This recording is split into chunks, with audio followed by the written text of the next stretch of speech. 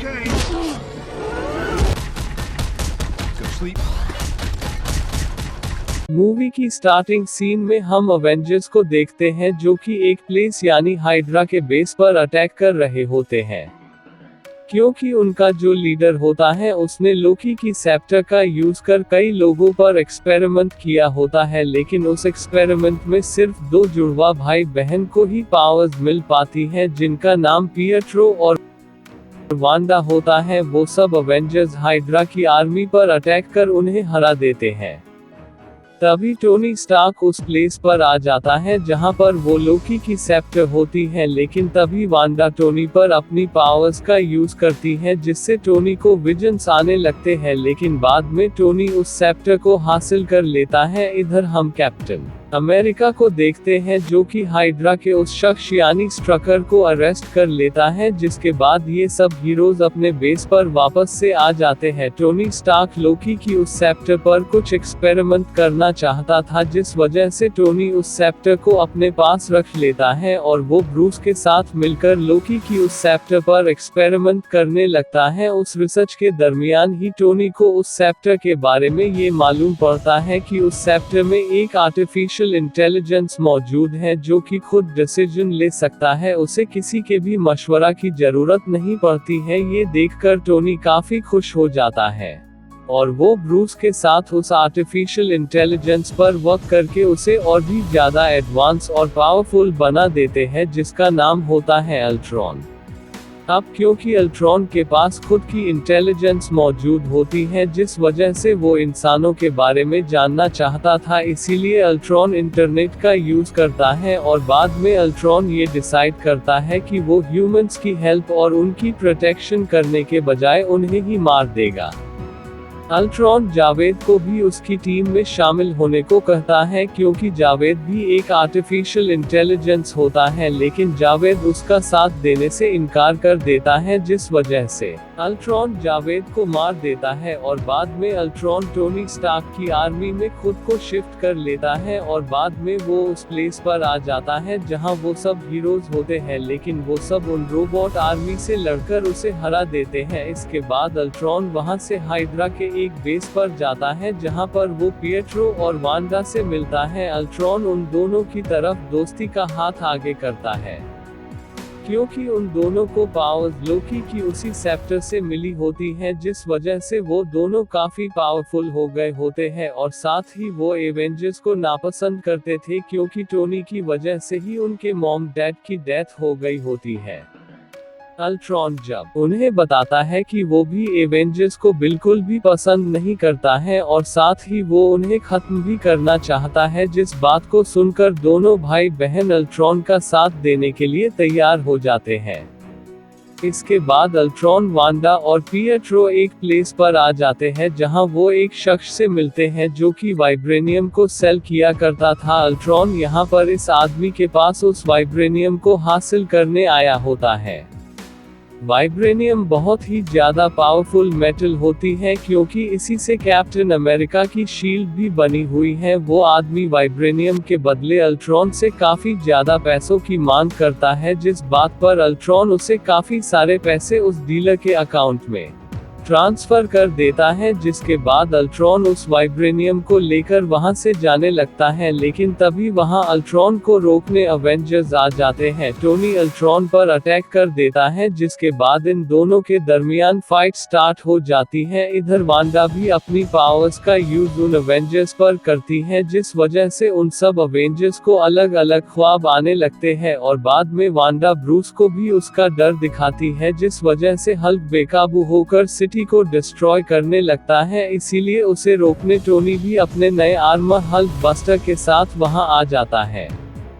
Tony को ये पहले से ही मालूम होता है कि हल्क एक न एक दिन बेकाबू हो जाएगा, जिस वजह से टोनी ने पहले ही इसकी तैयारी कर ली होती है। अब इन दोनों के दरमियान भी फाइट स्टार्ट हो जाती है। हल्क एक कार को टोनी की तरफ फेंकता है जिससे टोनी दूर गिरता है और बाद में टोनी भी हल्क से लड़ने लगता है। हल्क टोनी पर काफी अटैक करता है। है जिससे उसका एक हाथ ही डैमेज हो जाता है, लेकिन बाद में टोनी उस आर्मर में नया हाथ वापस से लगा लेता है, जिसे लगाने के बाद वो हल्क पर काफी अटैक करते हैं। वो दोनों ही जायंट रोबोट और हल्क एक दूसरे पर काफी ज्यादा अटैक करने लगते हैं, जिस वजह से सिटी की कंडीशन भी काफी खराब होने लगती है, जिस वजह से अवेंजर्स को लोग अपने लिए खतरा मानने लगते हैं। इसीलिए अवेंजर्स अपने बेस पर न जाकर हॉकाई के घर में आ जाते हैं। थॉर उस प्लेस से डॉक्टर सेल्विक से मिलने जाता है। वो उन्हें अपने विजन यानी ख्वाब के बारे में बताता है कि उसने सारे इन्फिनिटी स्टोन्स को अपने ख्वाब में देखा है। ख्वाब उसे तब आया होता है जब वांडा ने बाकी अवेंजर्स के साथ उस पर भी अपनी पावर्स का यूज किया होता है। इधर हम अल्ट्रॉन को कोरिया में देखते हैं। अल्ट्रॉन एक साइंटिस्ट हेलेन चो से मिलता है। वो हेलेन को अपने काबू में करके वाइब्रेनियम से एक नई बॉडी को बनाने को कहता है, ताकि अल्ट्रॉन खुद को उस बॉडी में शिफ्ट करके काफी ज्यादा पावरफुल हो सके। अल्ट्रॉन एक डिवाइस की हेल्प से खुद को उस वाइब्रेनियम से बनी बॉडी में अपलोड करने लगता है, और जब वांडा उसके माइंड को रीड करती है तो उसे ये पता लगता है कि अल्ट्रॉन का मकसद अवेंजर्स के साथ साथ अर्थ में मौजूद सब ह्यूमंस को भी खत्म करना होता है, जिस वजह से वो दोनों अल्ट्रॉन का साथ देने से इनकार कर देते हैं। तभी उस प्लेस पर कैप्टन अमेरिका और बाकी लोग भी आ जाते हैं और वो अल्ट्रॉन से लड़ने लगते हैं। ब्लैक विडो उस वाइब्रेनियम से बनी बॉडी को अल्ट्रॉन के ट्रक से हासिल कर शील्ड के प्लेन तक पहुंचा देती है। इधर हम कैप्टन और अल्ट्रॉन को देखते हैं। वो दोनों एक दूसरे पर काफी अटैक्स कर रहे होते हैं, लेकिन यहाँ कैप्टन हारता हुआ नजर आ रहा होता है। लेकिन तभी कैप्टन की हेल्प करने वहाँ पर वांडा और पिएट्रो भी आ जाते हैं, जो कि अल्ट्रॉन पर अटैक कर उसे रोकने लगते हैं। अब क्योंकि उन्हें अल्ट्रॉन के इरादों के बारे में पता लग गया होता है, जिस वजह से वो दोनों भाई बहन एवेंजर्स का साथ देने लगते हैं। इधर हम टोनी और ब्रूस को देखते हैं, जिन्हें वो वाइब्रेनियम की बॉडी मिल जाती है जिसमें अल्ट्रॉन खुद को अपलोड करना चाहता था, और यहाँ हमें ये बात पता लगती है कि जावेद अभी अलाइव होता है। टोनी उस रुकी हुई प्रोसेस को पूरा करना चाहता था, जिस वजह से वो उस रुके हुए प्रोसेस को वापस से स्टार्ट कर देता है, लेकिन तभी वहाँ कैप्टन और बाकी लोग भी आ जाते हैं, जो कि फिर से उस प्रोसेसिंग को रोक देते हैं। लेकिन इस बार वहाँ थॉर आ जाता है, जो कि उस वाइब्रेनियम की बॉडी के रुके हुए प्रोसेस को अपने हैमर की पावर्स का यूज कर उस प्रोसेस को कंप्लीट कर देता है, जिसकी वजह से उस मशीन के अंदर से विजन बाहर निकलता है। विजन के हेड पर एक इन्फिनिटी स्टोन होता है, जो कि असल में माइंड स्टोन होता है। विजन सब अवेंजर्स को बताता है कि वो उन सब अवेंजर्स का साथ देने के लिए तैयार है, और साथ ही वो अल्ट्रॉन को भी डिस्ट्रॉय करने में उनकी हेल्प करेगा। इसके बाद ये सब लोग उस प्लेस पर आ जाते हैं जहां पर अल्ट्रॉन और उसके साथी मौजूद होते हैं। सब अवेंजर्स अल्ट्रॉन की आर्मी पर अटैक कर उनसे लड़ने लगते हैं। इधर अल्ट्रॉन उस मशीन को ऑन कर देता है। अल्ट्रॉन का मकसद ये होता है कि वो पूरे के पूरे सिटी को हवा में बहुत ही ऊंचाई तक ले जाए और बाद में उसे तेजी के साथ अर्थ पर लाकर गिरा देगा, जिससे सब इंसानों का खात्मा हो जाएगा।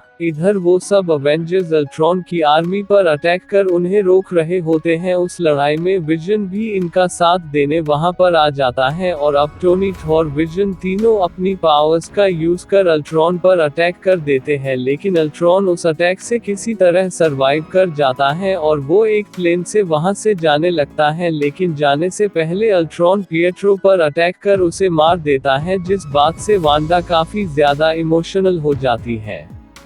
तभी हल्क उस प्लेन के अंदर आ जाता है और वो अल्ट्रॉन को जमीन पर फेंक देता है। वांडा अपने भाई की डेथ से अल्ट्रॉन से काफी नाराज होती है, जिस वजह से वांडा अपनी पावर्स का यूज कर अल्ट्रॉन को ही मार देती है। इधर अवेंजर्स में अल्ट्रॉन के सब आर्मी को मार दिया होता है, लेकिन एक रोबोट उस मशीन का बटन प्रेस कर देता है, जिससे वो सिटी नीचे आने लगता है। इसीलिए टोनी उस सिटी को अपनी पावर्स से वही डिस्ट्रॉय कर देता है। मूवी के लास्ट सीन में हम अवेंजर्स का नया हेडक्वार्टर देखते हैं, जहां पर कुछ नए अवेंजर्स भी शामिल हुए होते हैं। मूवी के पोस्ट क्रेडिट सीन में हमें थैनोस दिखाया जाता है, जो कि ये डिसाइड करता है कि वो अब खुद उन इन्फिनिटी स्टोन को हासिल करेगा, और इसी के साथ ये मूवी यहीं पर एंड हो जाती है। Thank you so much for watching.